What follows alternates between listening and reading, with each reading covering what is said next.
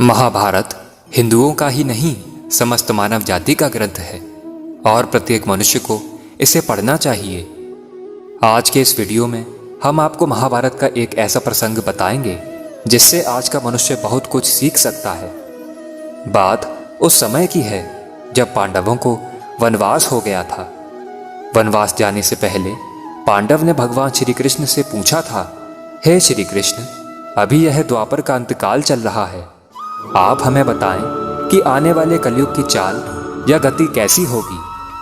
श्री कृष्ण कहते हैं, मैं तुम्हें इसका सीधा सा उत्तर तो नहीं दे सकता, लेकिन तुम पांचों भाई वन में जाओ और जो कुछ भी दिखे वह आकर मुझे बताना। मैं तुम्हें उसका कलयुग में प्रभाव बताऊंगा। उसके बाद पांचों भाई वन में चले गए। वन में उन्होंने जो कुछ भी देखा उसे देखकर अचंभित रह गए। तो आखिर उन्होंने वन में क्या देखा और श्री कृष्ण ने क्या उत्तर दिया, चलिए जानते हैं इस वीडियो के माध्यम से। नमस्कार दोस्तों, मेरा नाम है विजय और आप सभी का हमारे YouTube चैनल पर एक बार फिर तहे दिल से स्वागत है।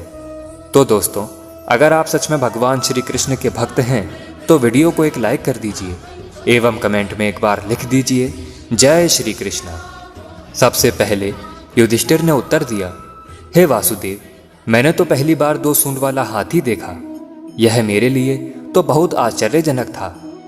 इसके जवाब में श्री कृष्ण कहते हैं कि कलयुग में ऐसे लोगों का ही राज होगा जो दोनों ओर से शोषण करेंगे, बोलेंगे कुछ और, करेंगे कुछ और ही, मन में कुछ और होगा और कर्म कुछ और ही होगा। ऐसे ही लोगों का कलयुग में राज होगा। तुम कलयुग आने से पहले तक राज कर लो। युधिष्ठिर के बाद अर्जुन ने कहा कि मैंने जो देखा वह तो इससे भी ज्यादा आश्चर्यजनक था। मैंने देखा कि एक पक्षी के पंखों पर वेद लिखे हुए हैं, लेकिन वह पक्षी मुर्दे का मांस खा रहा था। श्री कृष्ण अर्जुन को उत्तर देते हुए कहते हैं, कलयुग में ऐसे ही लोग रहेंगे जो बड़े ज्ञानी और ध्यानी कहलाएंगे।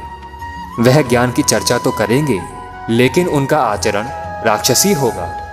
वह बड़े पंडित और विद्वान कहलाएंगे, किंतु वह यह देखते रहेंगे कि कौन सा मनुष्य कब मेरे और हमारे नाम से संपत्ति कर जाए।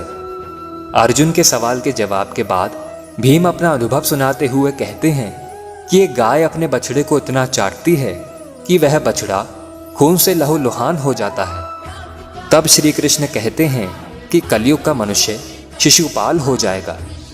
कलयुग में माँ की अपने बच्चे के लिए ममता इतनी ज्यादा बढ़ जाएगी कि उन्हें अपने विकास का अवसर ही नहीं मिलेगा। मोह माया में ही घर बर्बाद हो जाएंगे।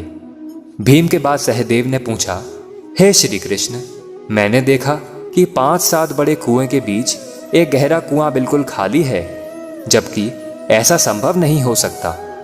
फिर श्री कृष्ण उत्तर देते हैं, कलयुग में लोग लड़के लड़की के विवाह में, मकान के उत्सवों में, छोटे बड़े उत्सवों में लाखों रुपए खर्च कर देंगे, परंतु पड़ोस में यदि कोई भूखा प्यासा मर रहा होगा तो यह नहीं देखेंगे कि उसका पेट भरा है या नहीं भरा है। उनका अपना ही सगा भूख से मर जाएगा और वह देखते रह जाएंगे। कहने का तात्पर्य यह है कि कलयुग में अन्न भंडार तो होंगे, परंतु लोग भूख से मर जाएंगे।